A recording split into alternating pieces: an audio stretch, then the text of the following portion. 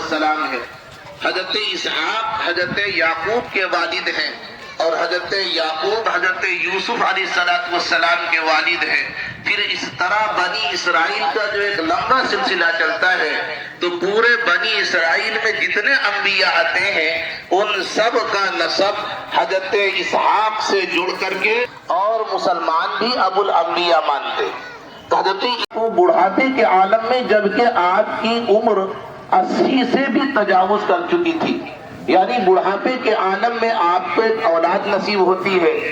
اللہ تبارک و تعالیٰ نے آپ کو ولد دیا، حضرت ہاجرہ کے بطن سے حضرت اسماعیل پیدا ہوئے، لیکن جب وہ چلنے اور پھرنے کے قابل ہوئے، جب دوڑنے اور کچھ جس طرح بچے اپنی چھوٹی عمر میں دوڑا کرتے ہیں، اس عمر کو جب وہ پہنچے تو اللہ تبارک و تعالیٰ کی طرف سے آپ کو یہ حکم ہوتا ہے، یعنی آپ کو خواب میں یہ بات دکھلائی جاتی ہے، اور نبی کا خواب یہ وحی کا درجہ رکھتا ہے۔ نبی کا خواب ہما شما خواب نہیں ہوتا، نبی کو جس طرح ایک فرشتے کے ذریعے سے حکم دیا جاتا ہے جس کو ہم وحی الہی کہتے ہیں، اور جس کی بنیاد پہ یہ آسمانی کتابوں کا نزول ہے۔ اگر وحی کو آپ نہیں مانیں گے، وحی کا اگر کوئی انکار کرے گا تو آسمانی کتابیں سب اس کے نزدیک جھوٹی ہو جائیں گی۔ آسمانی کتابوں کا سلسلہ وحی ربانی پر ہے، یعنی اللہ تبارک و تعالی آسمان سے اپنے ایک اولو العزم پیغمبر اور چہیتے فرشتے حضرت جبرائیل علیہ السلام کے ذریعے سے وقت کے پیغمبر اور نبی کی طرف جو بات بھیجتے تھے، تو آسمان سے جو دنیا کی طرف پیغام آتا تھا، یعنی سیدھے اور سادے الفاظ میں کہا جائے کہ جو رب کی طرف سے اس کے بندے کی طرف جو پیغام فرشتے کے ذریعے سے آتا ہے، اسی پیغام اور اسی میسج کو وحی الہی کہتے ہیں۔ یہ وحی الہی یہ عقیدے پر مضمر ہے، جو صاحب عقیدہ ہے وہ مانیں گے، اور جو صاحب عقیدہ نہیں اس کو ایک ایسے ہی خواب تعبیر کریں گے۔ تو صاحب عقیدہ کے لیے یہ چیز، یہ ایمان اور اس کے عقیدے میں شامل ہے، اسی کی بنیاد پر سارے احکامات اس کے اوپر گویا کہ وہ سارے احکامات کا مطیع اور فرما بردار بنتا ہے۔ تو چونکہ اللہ تبارک و تعالی نے حضرت ابراہیم کو خواب میں یہ بات دکھلائی اور یہ امر دکھلایا کہ وہ اپنے چہیتے بیٹے کو جو گویا کہ بڑھاپے کے عالم میں آپ کو میسر ہوا ہے، اس کو میں اللہ کے راستے میں قربان کر رہا ہوں، یعنی ذبح کر رہا ہوں۔ فلما بلغ معه السعي قال يا بني اني ارى في المنام اني اذبحك فانظر ماذا ترى۔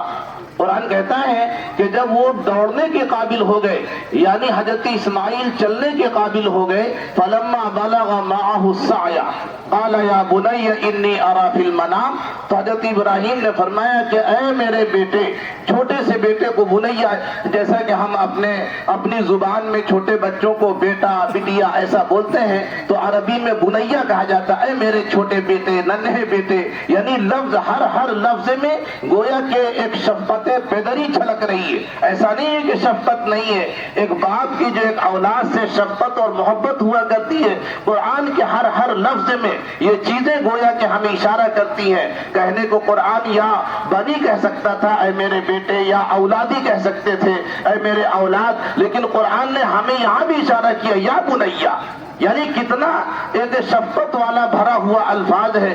اے میرے پیارے بیٹے، اے میرے ننھے بیٹے، اے میرے وہ بیٹے جو میری ایک گویا کے تمناؤں اور میری آرزوؤں کی تو ایک خواب کی تعبیر ہے، جو مجھے بڑی تمناؤں کے بعد اور بڑی دعاؤں کے بعد جو ملا ہوا ہے وہ بیٹا۔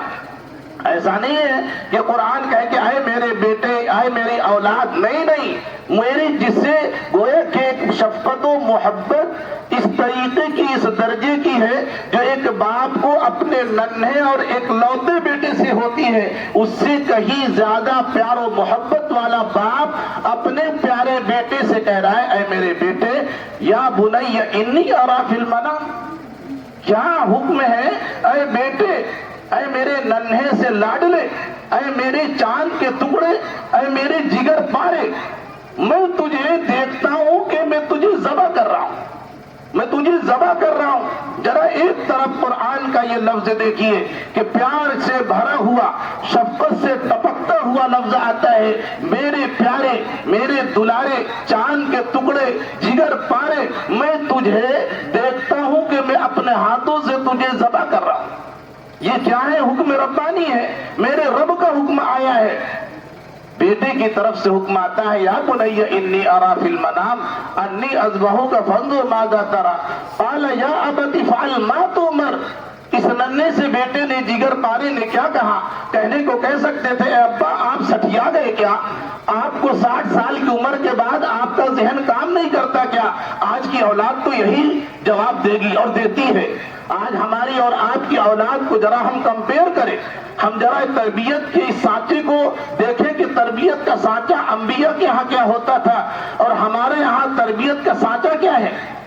آج ہم بیٹے کو بیٹا کر کے پکارتے ہیں، وہ ہمیں سیدھے منہ جواب دینے کو تیار نہیں۔ لیکن ادھر دیکھیے کہ ایک نبی کی اولاد جو خود نبی ہونے والی، ایک نبی کا بیٹا جو پیارا اور دلارا ہے، جو گویا کے بڑھاپے کے عالم میں ملا ہے، وہ پیارا بیٹا کیا جواب دیتا ہے؟ یا ابت افعل، اے میرے ابا جان، اے میرے ابا جان، اے میرے بابا جان، آپ کو جو حکم ربانی ہوا ہے اس حکم ربانی کو آپ کر گزریے۔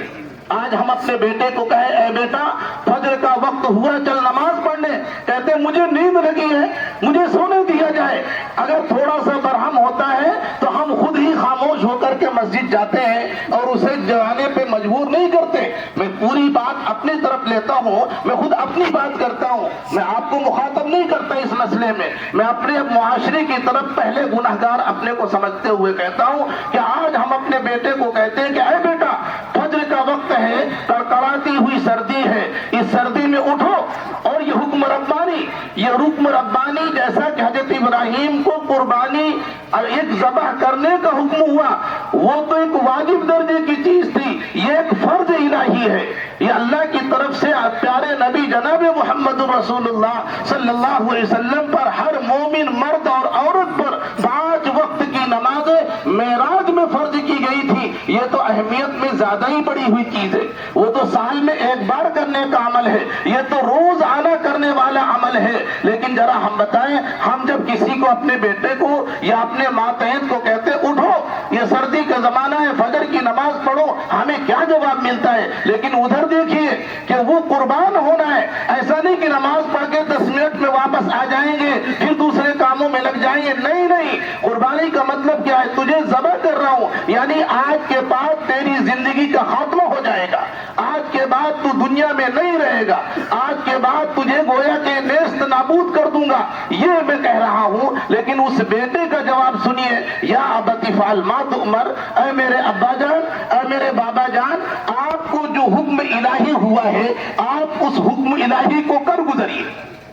ستجدنی انشاءاللہ من الصابرین۔ آگے حکم آتا ہے کہ اے میرے ابا جان، آپ ایسا نہیں کہ میں اس طریقے سے کہتا ہوں کہ آپ میرے باپ ہیں، میں آپ کا بیٹا ہوں تو میں صرف اطاعت اور ایک رسم کے طور پہ کہتا ہوں کہ آپ ایسا کریے۔ نہیں نہیں، آپ کو حکم رب کا ہوا ہے تو آپ حکم الہی کے لیے قربانی کرتے ہیں، میں بھی حکم الہی کے لیے اپنی جان دینے کو تیار۔ عزیزان ملت اسلامیہ، حضرت ابراہیم نے چھری چلانے کے لیے مینا میں حضرت اسماعیل کو لٹایا، لٹانے کے بعد اپنے ہاتھوں سے چھری چلائی، لیکن حکم الہی یہ نہیں تھا، اللہ نے یہ حکم اور یہ چیز نہیں دکھلائی تھی۔ اللہ نے صرف اپنے راستے میں ایک عزم اور اپنے راستے میں ایک ارادہ، اپنے راستے میں ایک عمل کی تصویر دکھلائی تھی، حقیقت عمل نہیں دکھلایا تھا۔ یہ دکھلایا تھا کر کے دکھاؤ، حضرت ابراہیم نے کر کے دکھایا۔ ذبح ہونا نہیں دکھلایا گیا تھا کہ آپ ذبح کر دیں گے وہ ذبح ہو جائیں گے یا یہ کہ ان کی قربانی ہو جائے گی، نہیں نہیں، ہم نے حکم دیا، اب تمہیں سمجھ میں آئے نہ آئے۔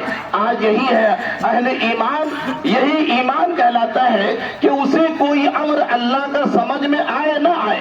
آج یہ قربانی کے مسائل میں بہت سے لوگ کہتے ہیں کہ ہمیں سمجھ میں نہیں آتی بات کہ مسلمان ان 3 دنوں میں کروڑ روپے کے جانوروں کو صرف کر دیتے ہیں. ہمیں یہ بات سمجھ میں نہیں آتی. تو اگر یہ بات آپ کو سمجھ میں نہیں آتی تو ہم اس کے ذمہ دار نہیں. آپ کو تو یہ بات بھی سمجھ میں نہیں آ رہی ہوگی کہ حضرت ابراہیم نے حضرت اسماعیل کو ذبح کرنے کے لیے مینا میں لٹائے اور چھری چلائی. یہ سمجھ ہر ایک کو نہیں آیا کرتی. یہ صاحب بصیرت کو سمجھ میں آتی ہے. یہ ہر شخص کو سمجھ اگر آنے آئے تو پھر یہ ایمان عام ہو جاتا. کوئی شخص بے ایمان نہ ہوتا.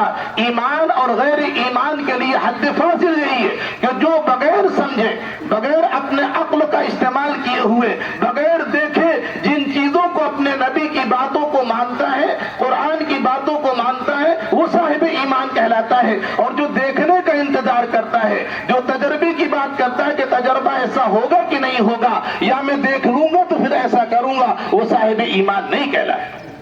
تو قربانی کا عمل یہ ایک اولو العزم عمل ہے. حضرت ابراہیم کی سنت ہے. حضرت ابراہیم نے اپنے بیٹے کو ذبح کیا, لیکن اللہ نے اس کے عوض میں ایک دمہ اتارا. وَفَدَيْنَاهُ بِذِبْحٍ عَظِيمٍ, کہ ہم نے آسمان سے ایک بڑی قربانی ہم نے اتاری. حضرت ابراہیم نے اس کو ذبح کیا. اس طریقے سے حضرت ابراہیم سے لے کر کے آپ صلی اللہ تعالی وسلم کے زمانے تک اور آپ کے زمانے سے لے کر کے قیامت تک چلنے والا یہ عمل ہے جو قربانی والا عمل ہے. اب یہ قربانی یہ صرف 3 دنوں میں ان لوگوں پر واجب قرار دی گئی. حدیث پاک میں ہے کہ من وجد ساعتن, کہ جو شخص گنجائش پاتا ہے, یعنی جو صاحب نصاب ہے, یعنی ان 3 دنوں کے اندر جس کے پاس 52.5 تولہ چاندی کی بقدر کیا ہے, اس کے پاس نقدی ہے یا زیور ہے, یا 7.5 تولہ سونا کے بقدر اس کے پاس نقدی ہے یا زیور ہے, ان 3 دنوں میں سال گزرنا ضروری نہیں.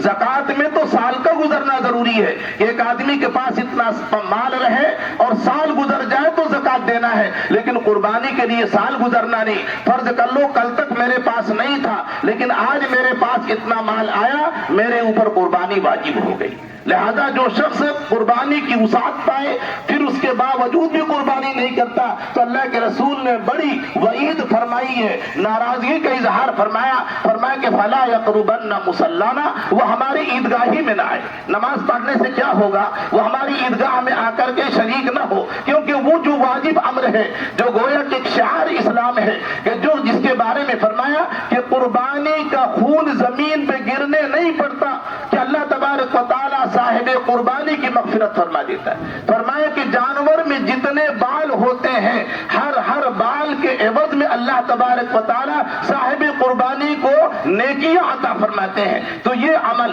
ایک دوسری روایت میں فرمایا کہ ان 3 دنوں میں فرائض کے علاوہ نوافل و واجبات میں سب سے افضل عمل قربانی کا کرنا ہے.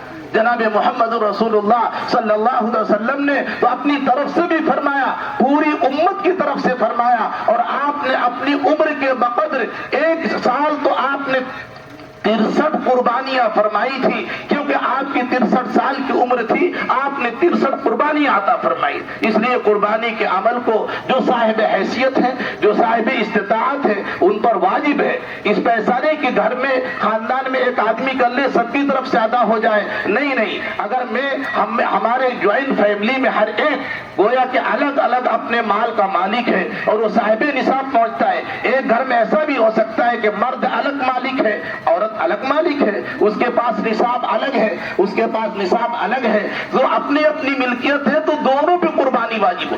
ہاں, جو نابالغ ہے ان کے اوپر واجب نہیں. تو جو صاحب استطاعت ہیں ان کو چاہیے کہ قربانی ادا کریں. قربانی کا عمل یہ ان 3 دنوں میں سب سے افضل اور سب سے اہم عمل ہے. لہذا اس میں ہمیں کسی طریقے کے شکوک و شبہات میں مبتلا ہونے کی ضرورت نہیں ہے. یہ گویا کہ ہمارے نبی, بلکہ اس سے بھی اوپر حضرت ابراہیم علیہ السلام کے زمانے سے چل کر کے یہ ہمارے نبی تک آیا, اور ہمارے نبی سے پھر یہ قیامت تک چلنے والا عمل ہے. لہذا دل کھول کر کے صاحب استطاعت کو قربانی ادا کرنی چاہیے. ایک بات. دوسری بات ہمیں یہ بھی بتلانا ہے کہ ان 3 دنوں میں جو ہم قربانی اور آپ کرتے ہیں, ہمیں دونوں طریقے کی گنجائش ہے. ہم چاہیں تو چھوٹے جانور میں ایک شخص ایک آدمی کی طرف سے ادا ہو، یعنی کہ ہم بڑے جانور میں جو 2 سال کا ہو، اس میں ہمیں کوتاہی چونکہ نظر آتی ہے، ہم پوری عمر کے جانوروں کو کبھی نہیں کرتے، اس میں ہماری ذمہ داری ہے، خریدنے والے کی ذمہ داری ہے کہ وہ دیکھے کہ آیا اگر ایک دن بھی چھوٹے جانور کی عمر کم ہے تو ہماری قربانی نہیں ہو سکتی۔ فرض کر لو آج کے دن وہ بچے کی ولادت ہوئی ہے تو آج کے دن نہیں بلکہ کل کے دن ہماری قربانی ہوگی۔